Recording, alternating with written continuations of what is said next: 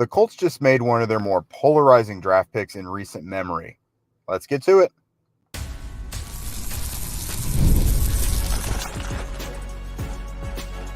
You are Locked On Colts, your daily Indianapolis Colts podcast. Part of the Locked On Podcast Network, your team every day. All right. Thanks for tuning in and making us your first listen of the day. It is after midnight, so I'm confident in saying it this time. This is your daily podcast covering your Indianapolis Colts, part of the Locked On Podcast Network, your team every day. And today's show is brought to you by Monopoly Go. My competitive side is a big fan of Monopoly Go, which is the mobile hit twist on classic Monopoly. So join your friends and download Monopoly Go now, free on the App Store or Google Play. What's up, friends? Welcome to the show. It is late. It is after day one of the draft, and the Colts have their newest member of the team on board. And it is someone that has it's drawn a line right in the sand of the Colts fan base. It's UCLA edge defender Laiatu Latu. Pretty unexpected, I think, for the Colts to land him. Not necessarily unexpected for the Colts to take an edge, but I think we all thought it would be Dallas Turner if the Colts were going to do that. But as Chris Ballard said afterward here at the end of the night here at the Colts complex, that was their top defensive player on the board. They had about 4 or 5 elite grades on players in this draft, and Latu was one of them. So the Colts got their man. They had the pick of the litter. It was 14 consecutive offensive players taken. The Colts took the first defensive player off the board. So, Zach, we'll get into in a second why this is polarizing, the good and the bad, but give me your general vibes on this move. Yeah, I mean, I think this is the most shocking pick that I've seen Chris Ballard make. I mean, the Josh Downs one was pretty shocking too, just for him drafting a 5'8" wide receiver was really out of character for him. But, you know, for someone like me who goes into Chris Ballard's draft history, goes into, you know, his draft roots and who he learned from and stuff, and tries to figure out what type of player he goes for. Latu was not really a guy on my radar. You know, a guy with a bit shorter arms off the edge, a guy that's not as explosive. He's more bendy than explosive. That's typically not what Chris Ballard goes for at the edge rusher position. So, yeah, I was very shocked that this was the selection, but I don't think it's like a shock, like I'm a pissed off shock or an upset shock. Right. You know, I mean, Latu is a very fantastic college player who projects really well to the NFL game. I mean, when you're looking at what this guy did in college over the last 2 years at UCLA, he averaged nearly 1 sack per game. At UCLA, it's a Power 5 school. Like, we're not talking, you know, FCS level or anything like that. This is a guy who averaged nearly a sack per game at a Power 5 school, and his pass rush win rate at the college level rivals that of Nick and Joey Bosa, 2 of the best pass rushing prospects that we've seen in recent memory. Now, he is a little bit older. He does have the neck injury, which, you know, we'll go into detail the best we can with that. I mean, again, we're not medical experts, so it's hard for us to really say too much about that either way. But I think this is a player where even if you're not the biggest fan of everything that he brings, you can at least understand the process. I mean, he has legit pass rushing potential, and the floor is already sky high because we just saw him dominate at the college level the last 2 years. So even for someone like me, who I prefer Dallas Turner there at 15, I preferred maybe a Quinyon Mitchell at 15 even over Latu. But I understand exactly what the Colts are going for here. So I'm not going to be upset with this pick because I think he can be a legit pass rusher in the NFL. Maybe he's not this complete player, this superstar run defender and all these other things too, but I think he can rush the passer at a high level. And if the Colts think that's the missing piece on this defensive line, I totally understand the pick there at 15. Yeah, without a doubt. So let's kind of go into detail a little bit about what's got people so up in arms, you know, that side of it. So he will be 24 years old at the end of December. That's pretty old for your rookie year, but it's not unheard of by any means. There's always guys this age as playing as rookies. The biggest thing is, so he was forced to medically retire when he was at the University of Washington. In 2020, he had a neck injury that cost him 2 seasons.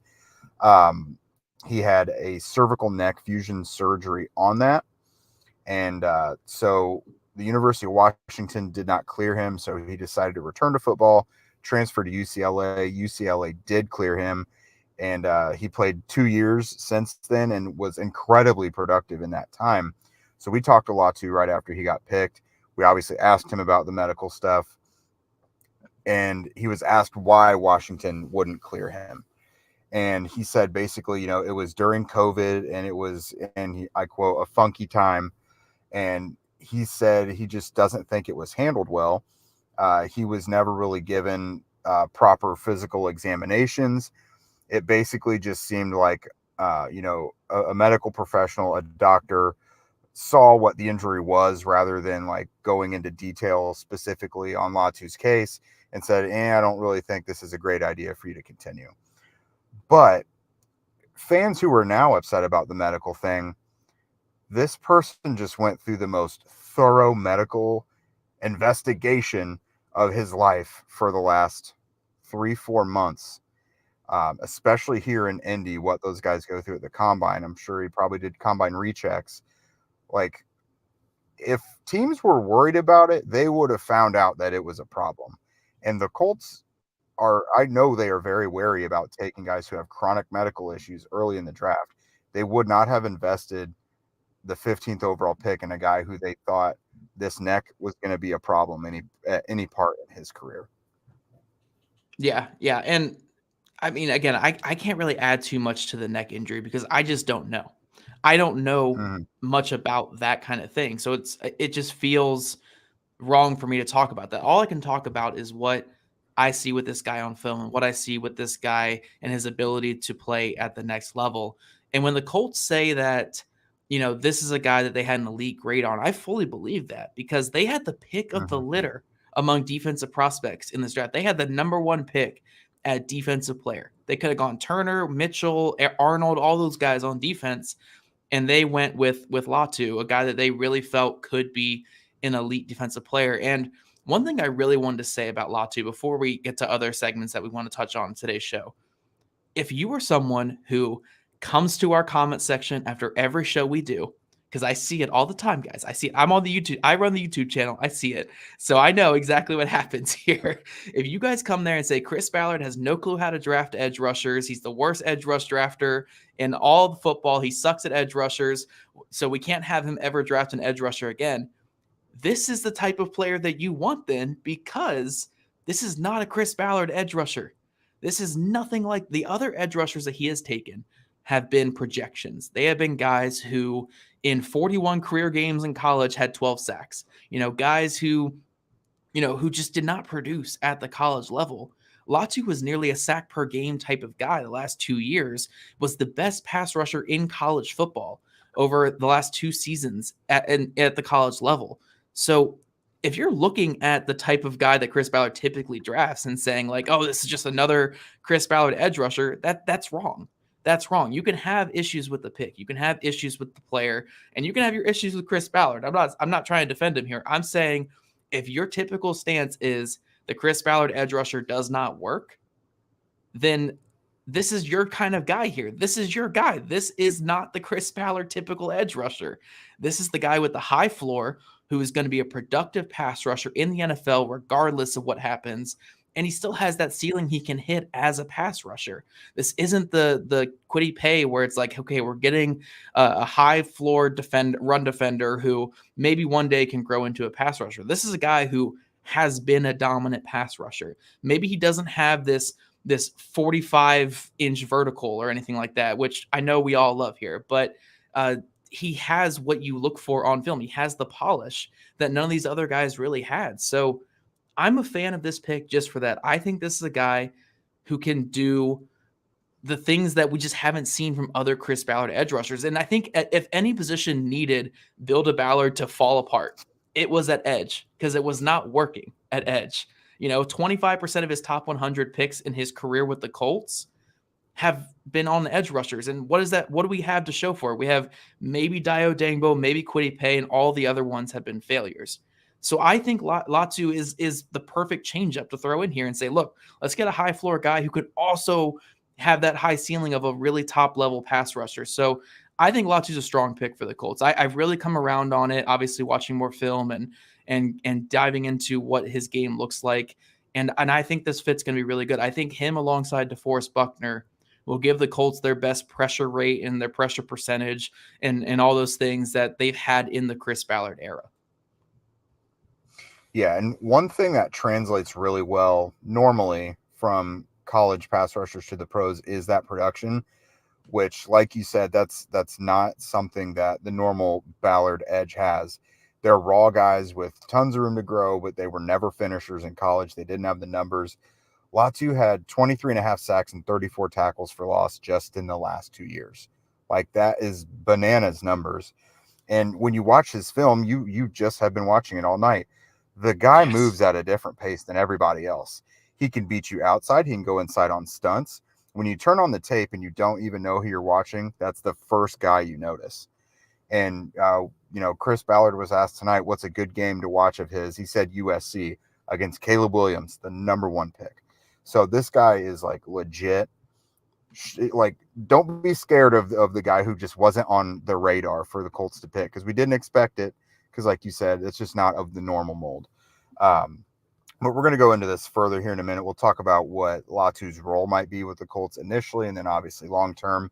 And then we'll polish this thing off with some guys to watch on day 2.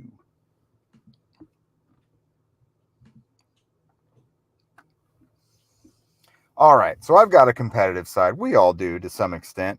And my competitive side is a big fan of Monopoly Go. I'm sure you've heard of it. It's been downloaded over 150 million times. It is a great twist on classic Monopoly, where you play on not one but hundreds of Monopoly boards in crazy locations, building up amazing cities that bring you big money. But the best part, honestly, it's just messing with my friends.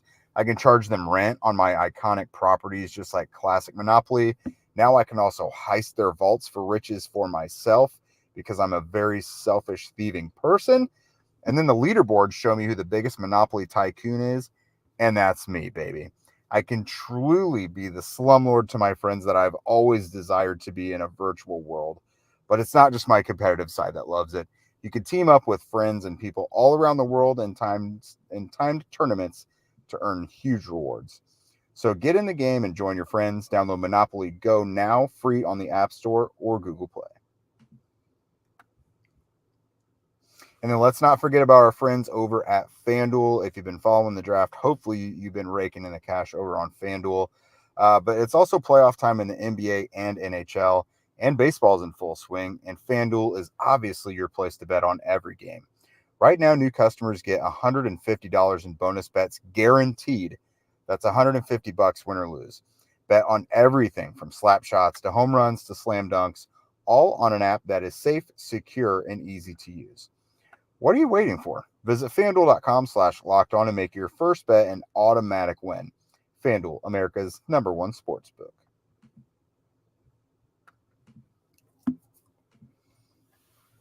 All right, Zach. So when we think about how does this move affect the team and what is Latu's role in the short and long term, the first thing I think of is the Colts have to decide whether or not to pick up Kwity Paye's 5th-year option by May 2nd, which feels like probably not. I think they've probably expected Kwity to be not further along in his development, but maybe more of a better edge rusher to this point, a better pass rusher. Very, very good run defender. Has some catching up to do as a pass rusher. So I think this directly threatens that spot. But, Paye's coming up on free agency if they don't pick up that 5th-year option. Dio's a free agent next year. Samson Ebukam in 2 years. Tyquan Lewis in 2 years. So over these next couple off seasons, they will have a pretty big gaping hole on the edge. And now they've got a guy who they hope is around for the next decade. Yeah, I think we talked about a couple times on the show. We've done so many shows this draft season. I can't remember which one it is at this point, but the one position I felt most comfortable saying the Colts are going to take in the top 100 was going to be edge rusher. Because I could see so many different moving parts at wide receiver and corner and them neglecting one of those positions. But edge rusher always felt like they were going to get somebody else in here because of, like you said, the Kwity Paye could be a free agent next year. Dio Dangbo could be a free agent. And then Ebukam and Tyquan Lewis, they're coming up on free agency as well. they need another young player in the building just to get ready for the future. But yeah, with Kwity Paye, it's not like he's a bad player. He's really not a bad player at all. He's a really, really good run defender, like one of the best run defending edges in football. And he's a solid pass rusher. Like, it's not a bad pass rusher by any means, but what Latu does is he gives you more upside at the pass rush position, because when you're thinking of Paye at this point, we're going into year 4 of his career. It's not like he can't take that next step as a pass rusher, but usually by like year 4, you have a good feel for what the player is.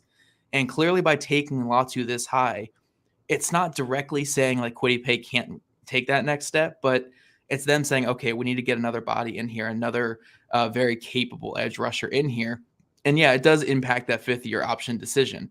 I do expect them to decline it as well, but I'm not going to say 100% on that, because there is still value in having a guy like Paye alongside a player like Latu. I mean, Latu, one of his bigger issues on film, at least, is in the run game. He's not a fantastic run defender right now. UCLA did take him off the field quite a bit in the run game, and Kwity Paye right now is, again, a top-tier run defending edge rusher in football. So there is value in having both those guys, where you can kind of have a nice little rotation going with them and then see what happens going forward. But yeah, I do think this directly obviously impacts Kwity Paye. It might impact Dayo Adangbo. I mean, look, we're all implying that this means Kwity Paye won't be back with the team, but it could be a Dayo Adangbo thing. I mean, if you look at Latu's film, he rushes a lot from the interior. He rushes a ton from the inside, a lot of 3-tech work.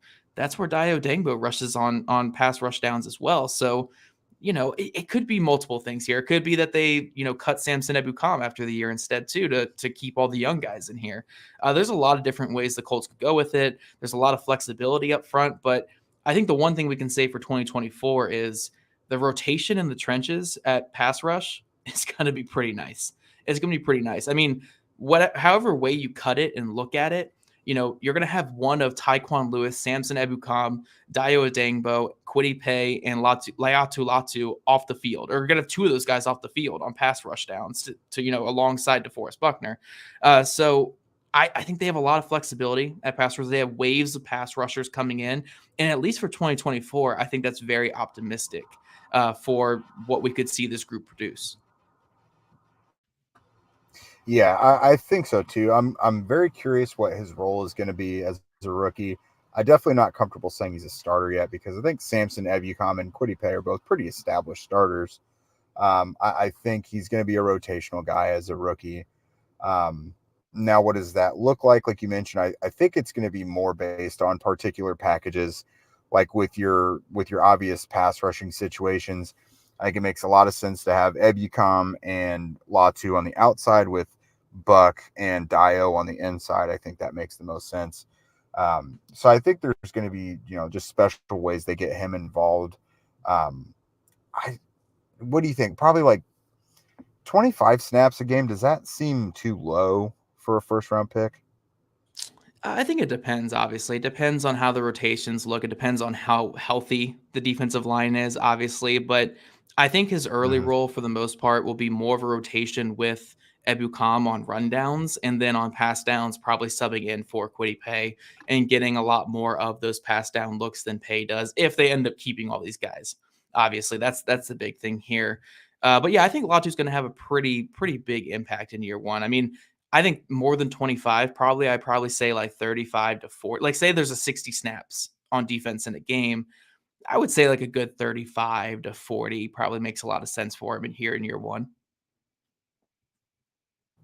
Yeah, that sounds good. Because, I mean, like I said, he's probably not going to be a starter, but I'm trying to peg like probably more than what Tyquan Lewis was seeing. Probably, I guess, more of the Dayo Adangbo role, but you don't want to take Dayo off. So that's just, I guess, part of the good problem of having so many edge guys right now is you kind of just have to let the cream rise to the top. So I don't know. He's only a rookie, not to put the cart before the horse, but at least in year 1, he's going to be a rotational guy. There's just a lot of mouths to feed and a lot of snaps, but at least we know the guys who are out there are going to be the best ones for it. Like you're going to have to fight for snaps on this defense.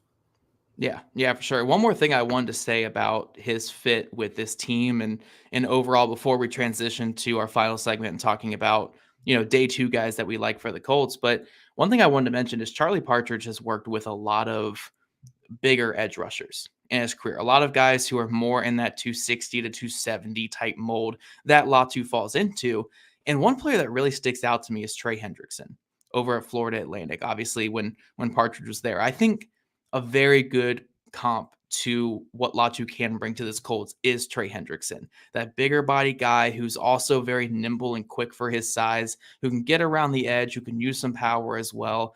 I think that Partridge's past experience with a guy like Hendrickson will bode very, very well in getting Latu up to speed quick and ready here for this next level of play. So I'm excited, man. I do think that, again, it's going to be more like a 60 to 70% snap count here in year one, but that's good. That's good. We don't want to see what we saw from the edge rushers these past couple of years and what we saw at defensive tackle, obviously, where these guys are playing like 80 to 90% of the snaps. You want to see waves of pass rushers, and getting a guy like Latu in here kind of prevents it from being like a 2-man show or a 3-man show or something like that. So overall, very exciting things here for Latu in year one, obviously for this Colts pass rush. But coming up, guys, we have more needs obviously on the board, and day two is coming up tomorrow, or actually today. Sorry, we're recording after midnight here. So we're going to talk about some day two guys that have caught our eye that we want the Colts to here to target on this Friday.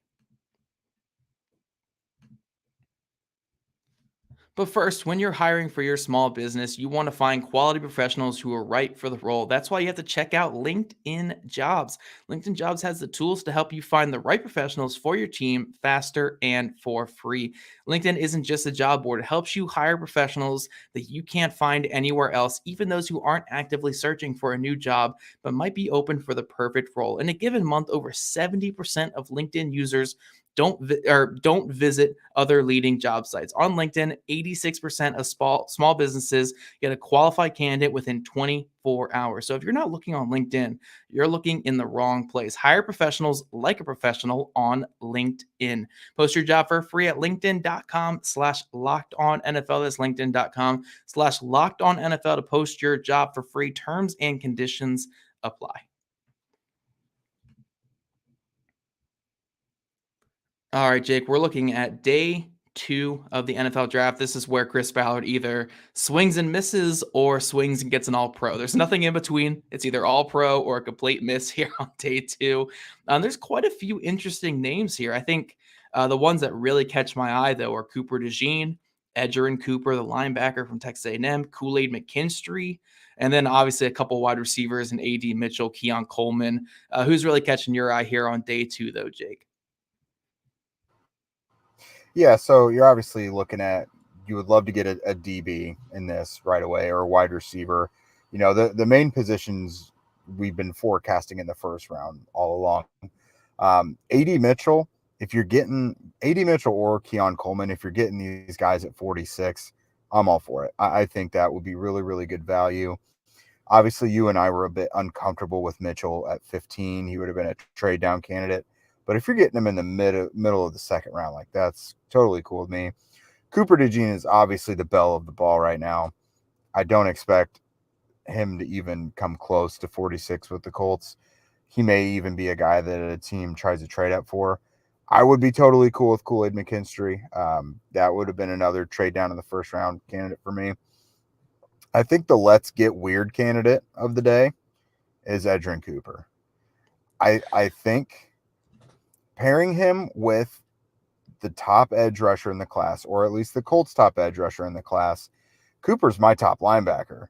Like, if you're already going in on the defense, like, go heavy with it. You know what I mean? Like, it's gonna suck not having a receiver in those first couple picks, but if your first two picks are Latu and Edgerrin Cooper, like, that's pretty nasty for your front seven. Yeah, I will say I feel very comfortable saying that Gus Bradley's top linebacker in this class is going to be Edgerrin Cooper. I mean, if you look at all the linebackers in this draft, which one's the most Gus Bradley? The long arm guy who's just an attacker from the position, that's going to be Edgerrin Cooper. So I don't think it's actually that weird. I think if they get to pick 46 and Cooper's on the board, I think they would go that route. I do think, I don't think he's going to be there because I think Houston's in front of them, and Houston needs a run defending linebacker because we have Jonathan Taylor and Anthony Richardson here in Indy, so they kind of need a run defender to counter that. But yeah, Edgerrin Cooper I think would be a fun pick at 46. I know a lot of you guys in the comments though are really looking at wide receiver, and luckily again, Chris Ballard has talked about it quite a few times throughout this draft process. He's talked about the depth at wide receiver, not how it's not only just a round one position this year, but there's a lot of guys to watch. So I do think, again, Coleman and AD Mitchell obviously make a lot of sense. Troy Franklin, if you're looking for that explosive guy over the top. Jalen McMillan from Washington, I think, is a guy that they like as well. Jalen Polk is as well from Washington, another really good Washington player. You could even go with Javon Baker, Jacob Cowing, Malik Washington. I mean, there's so many wide receivers in this class where, look, the Colts don't necessarily need a starter. Like, it's not like Pierce was this horrendous player. If they can just get another player that can get out there and play a little bit, I think that'll be a win. So again, like a guy like McMillan there in like round 3 or round 4 would be effective. And then if you want to go a little bit higher, again, like Lad McConkey or Troy Franklin or those types. I know McConkey got flagged for a knee injury.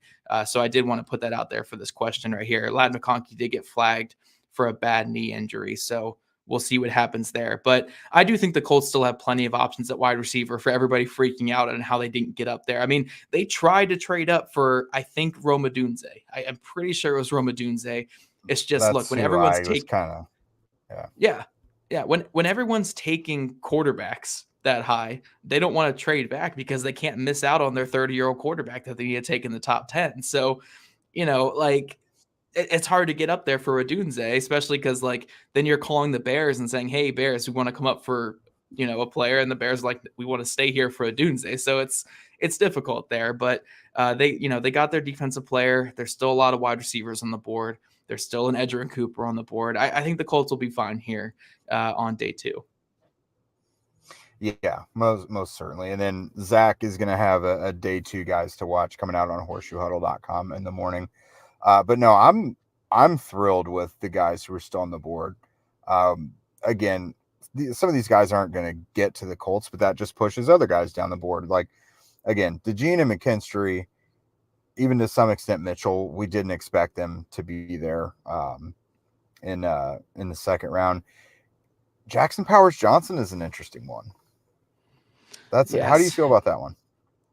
I like it. I mean, he was my top center in the class. I had him as a top 20 grade in the class. I know that some teams are not a fan of the personality with him and also with the because look, he's 20 years old. He's young, and part of him is being young, and he has I think he has an injury concern as well. So teams did flag a couple of those things, and he's a former defensive tackle that plays center like a defensive tackle. He's going to kill you on every single play. I believe the Colts have other centers in mind that they're, a fan of on, late day 2, early day 3. But I do think, if Powers Johnson gets to you at 46 and you're looking to the future where, Ryan Kelly's likely not back in 2025, then yeah, sure, go get Powers Johnson. I think that one makes a lot of sense too. Zach Frazier from West Virginia as well, if you want to keep going with interior offensive line. There's a lot of options at that position as well. And we haven't mentioned safety yet either, because safety, I think we all assume that they're going to sign a safety after the draft. But when the Colts draft safeties, they'd like to draft them young. So Jaden Hicks, I think, makes a ton of sense. Cole Bishop makes a lot of sense. Kalen Bullock makes a lot of sense. Those are guys that I would also keep an eye on here on day 2 for the Colts. Yeah, Javon Bullard's my guy, especially he's not the same as Cooper DeJean, obviously. He's not quite as athletic, but I just love a really smart, instinctive, versatile safety. I just think he would fit really well. Obviously, a little bit below the size thresholds, but I really love Bullard's game, and I think he'd fit in really well with the Colts. They love those versatile guys, Kenny Moore, Julian Blackmon, what they think Nick Cross is. So I think he'd be a pretty decent fit as well. But I don't know, man. I'm just excited for Friday. I'm excited. Well, it's Friday now. I'm excited to sleep is what I'm excited for. And then I'm excited. It's not Friday until we wake up. That's just the rules. which for me will be in a couple hours from now. So if you guys don't already, make sure you're following at Locked On Colts, at Jake Arthur NFL, at Zach Hicks 2, all on Twitter. On Twitter, you can see our legit reactions to right when the pick went in, which is the fun aspect of that. Also, subscribe to us here on YouTube, wherever you listen to your podcast. We'd love your guys' ratings, reviews. If you guys enjoyed the stream tonight, please give us a thumbs up there on YouTube. Leave a comment on your views on the Colts pick. Be respectful, please, of anybody else who leaves a comment as well. We want to be nice and courteous here in our comment section. And thank you guys for joining us here at 1 a.m. Eastern time here on the channel. Really great talk with you. And we'll see you guys back here tomorrow night after the Colts selections on day 2 of the draft.